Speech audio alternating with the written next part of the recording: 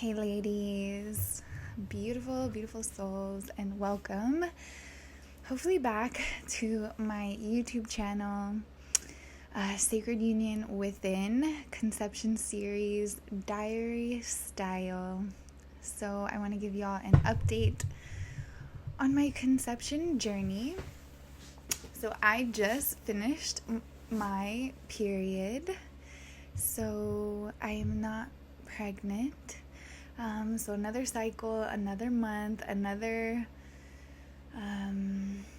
container of lessons and initiations, right?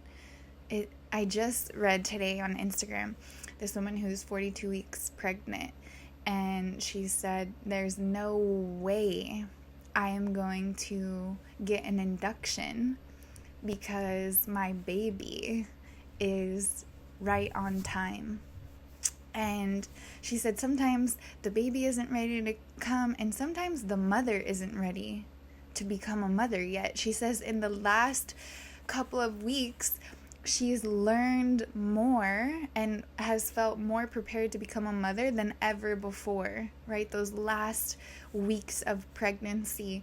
And inside of the medical model, you are only quote unquote allowed to birth your baby before 42 weeks. Even if you're under the care of a midwife, she is inside of the system still and highly regulated and is legally required to transfer you, like instant automatic transfer to the hospital. And so I just loved her take on the baby hasn't come yet because I'm still preparing. And that's how I feel with this conception journey. I trust in the timing so deeply of when my baby will be conceived and when my baby will be born. And there's many, many lessons that I'm learning, and I'm here for all of it. And so since the last video that I recorded, I pulled an oracle card because I just wanted some guidance on my journey. It's one of my favorite ways to connect to spirit. If you don't have an oracle deck, highly, highly, highly recommend Alana Fairchild. Intuitively choose one of her decks. They are the most divinely connected decks I've ever come across. And guess what oracle card your girl pulled?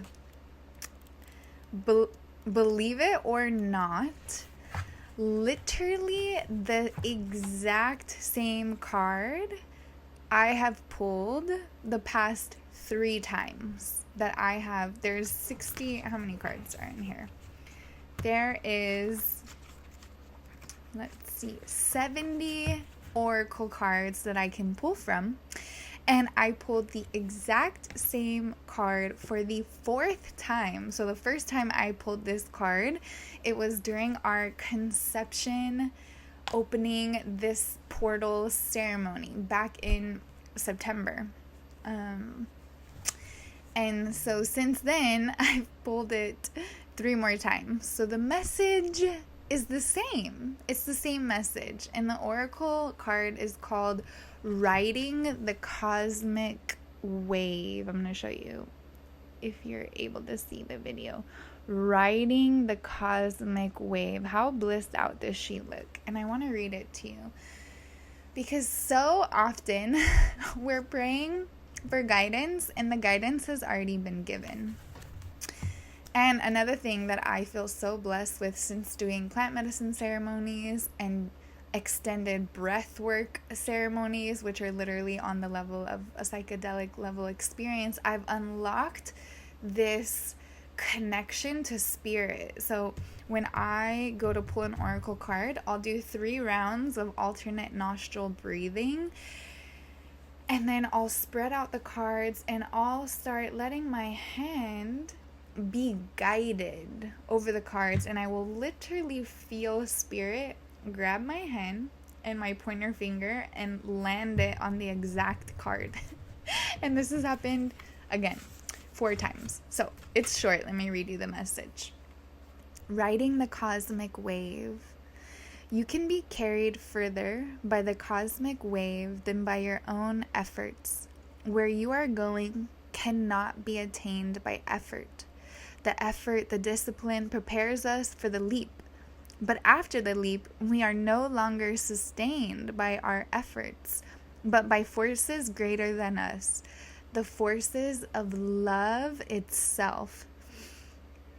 You are stepping towards the edge, preparing to leap and let the cosmic wave of love carry you forward.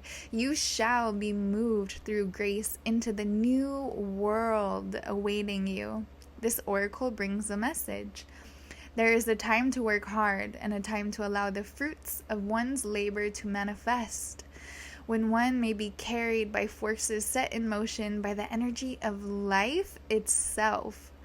You can let go and move further, reach farther with less effort.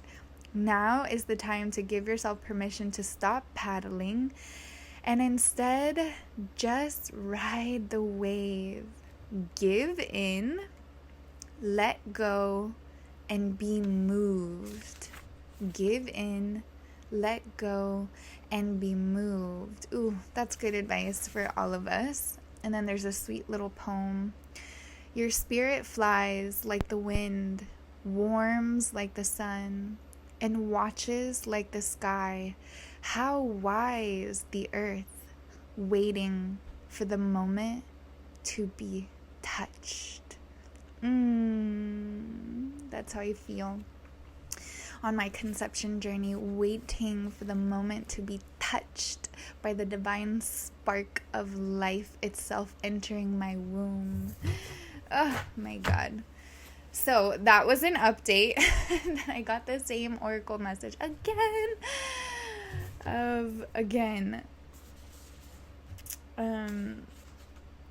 Let me give in, let go, and be moved. Give in, let go, and be moved. So that is my current practice. And I know on the last video I said I'm going to let go of all technology. I'm going to, just tune in deeply into my body. And now I've shifted again, right? I feel like this is the journey of the feminine. It's constantly changing and evolving and kind of ping-ponging and swirling. And so after, some advice from my aunt who's had 4 children, and she said, she was just reminding me how important it is to make love when I'm actually ovulating. And so I'm going to track this cycle, but I don't think I'm going to, or maybe I will. It's like I'm going to track, but I'm going to remove the pressure, right? Last cycle, it's like I'm recording a video, my love. Last cycle, Zora's just coming in with Hero. Do you want to play with him for a bit and I can finish recording? Okay. And I was like, okay, I'm going to stop tracking because there's all this pressure. So I removed the circumstance instead of removing the internal relationship to the tracking. It's not the tracking that's causing pressure, it's me. So this cycle, I want to continue to track every single day. Actually, I want to track on my phone. I want to track with my little ovulation microscope thing, and I want to track on these pee strips. Like, I want to be certain because I want to increase my chances of making love on the day that I'm ovulating and the days leading up and the day after.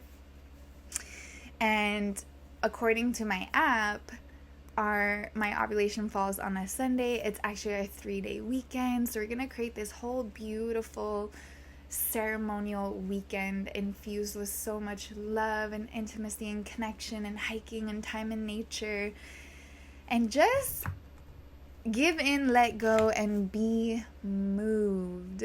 That is the goal. And I also had a really big initiation this weekend in my relationship, in my marriage. And I became aware of a pattern inside of me, which I've known about it, but it shows up in very sneaky ways, and it's the shiny object pattern, the shiny object syndrome of, kind of diving into one thing and then, oh my God, there's something even better, and diving into that, and oh my God, there's something even better. And like constantly doing that. And there's some good to that, right? Because I like to be aware of, okay, let's make sure we're making the best decision. And that has in the past led to really beautiful things manifesting. But this time, the biggest lesson that I learned this past weekend was shame is an emotion that is extremely destructive. On the emotional scale, shame is literally at the very bottom, right? Because it has so much fear of judgment, that it feels like it needs to hide, because whatever it feels like it needs to hide, it judges as not okay. So when Zohar and I first found our land, that moment where, the sun parted from the skies, I walked onto the land, there was birds singing, wildflowers growing, and these deep soul tears welled up into my eyes. And it was a knowing, a certainty. This is it. We found it. We've been searching for 2 weeks nonstop. And this town wasn't even on our radar, and we got intuitively guided there. And later that day, there was a double rainbow. It was the whole thing. But after we got back into the car and we started driving away, a doubt entered my mind. And the doubt was, I don't know if this is our dream neighborhood, but I know that it's our dream land.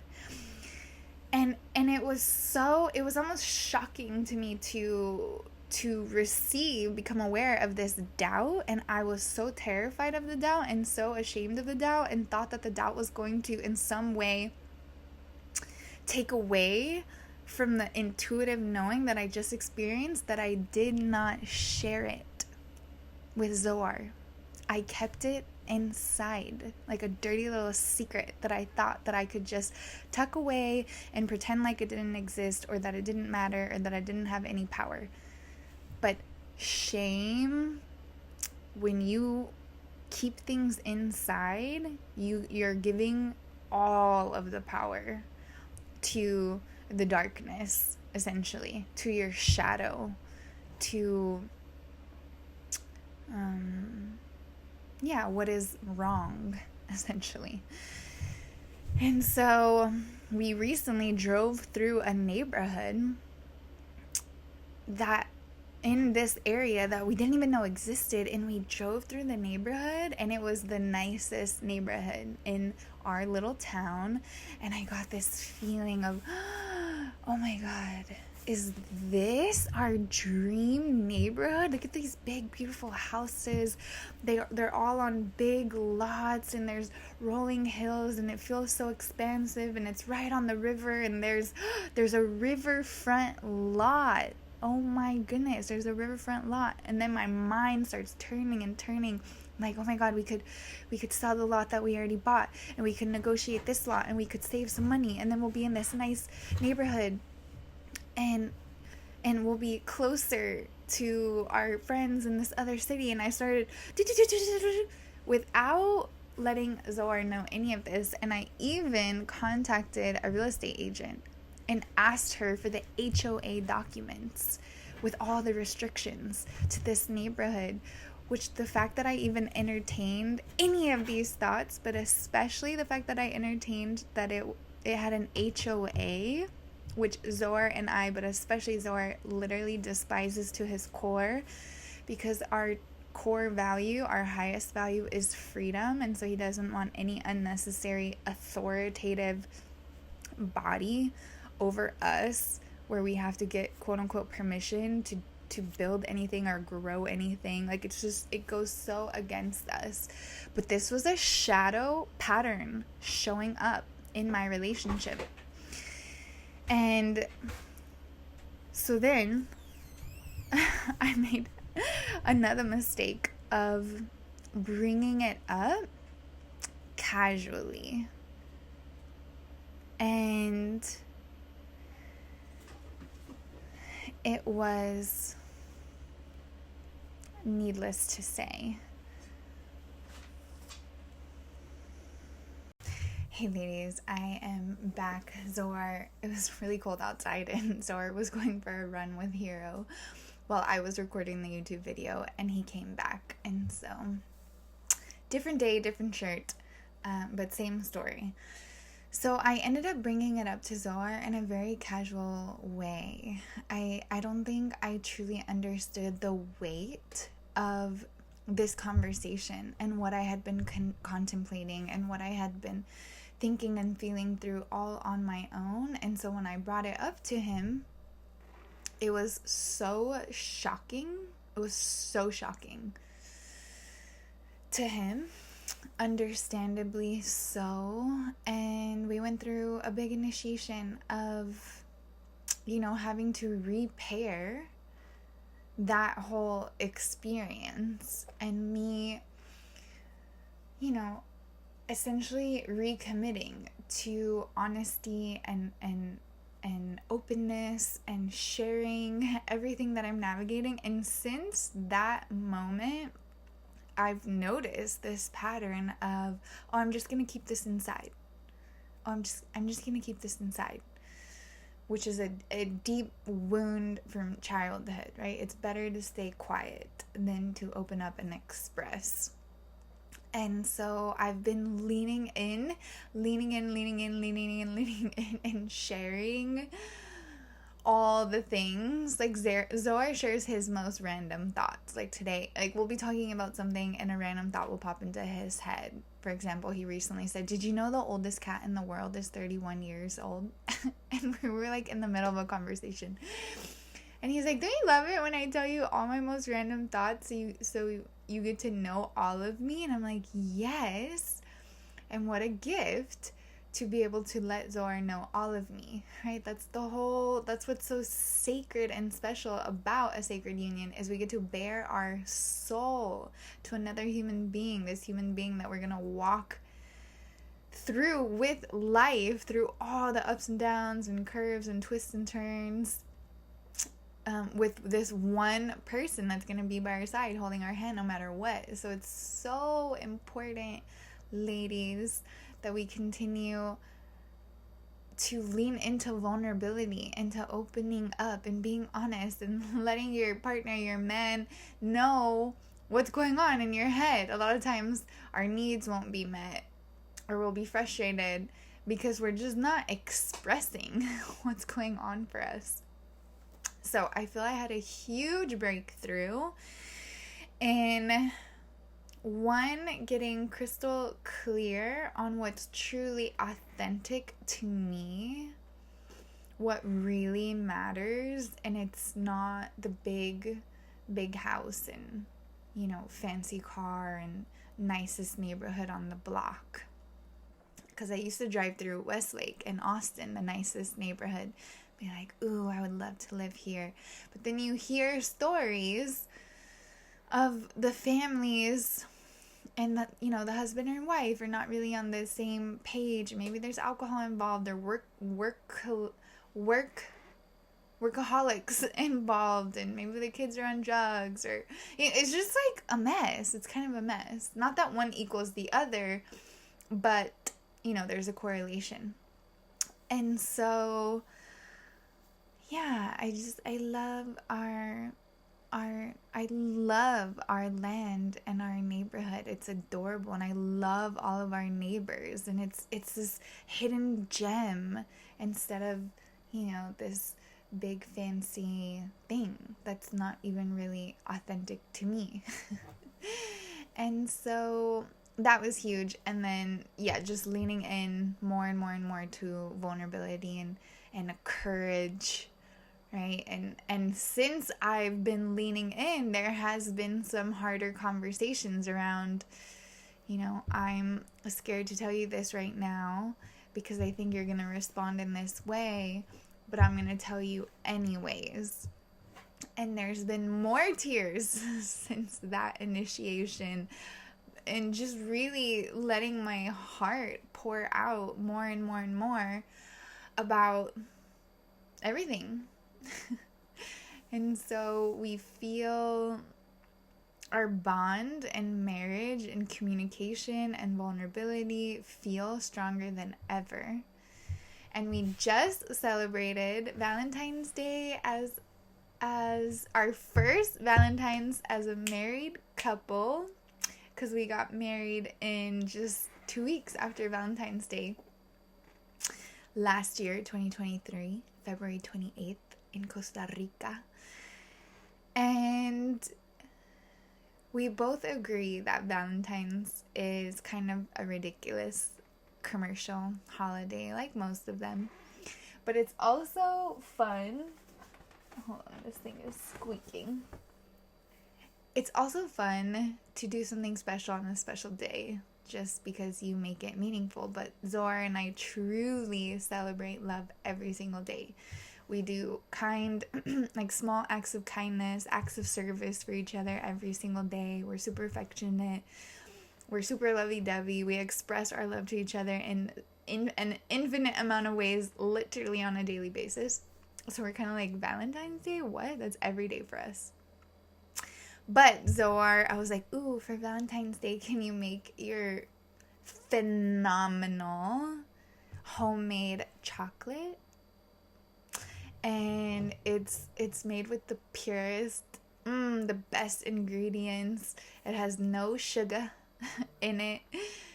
And he added a secret ingredient this time, and I tasted it. So I tasted it the first time, and I was like, it's good. I feel like it's missing something. And he goes back and he adds in this secret ingredient and makes it even better. And I try it, I lick it, and my whole body shivers.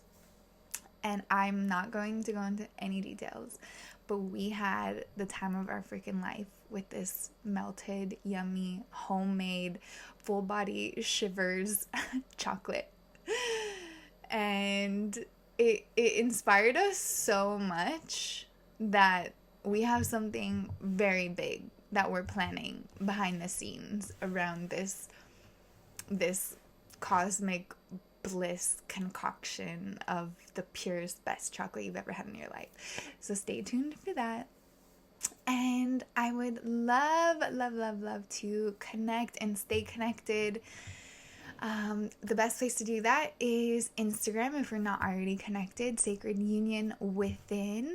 And then I would love to invite you to my free Facebook community, Soul Sister Alliance. I would love to welcome you into that. I host monthly virtual women's gatherings where we come together and be nourished by feminine energy, and you can stay up to date on all my offerings. Like right now I'm in the middle of a feminine February challenge where every single day of the week we are doing a new, small, simple feminine embodiment practice, and we're just having the time of our freaking life. And every month I'm getting in this groove of offering something fun to my community to connect deeper to our true, beautiful, radiant selves.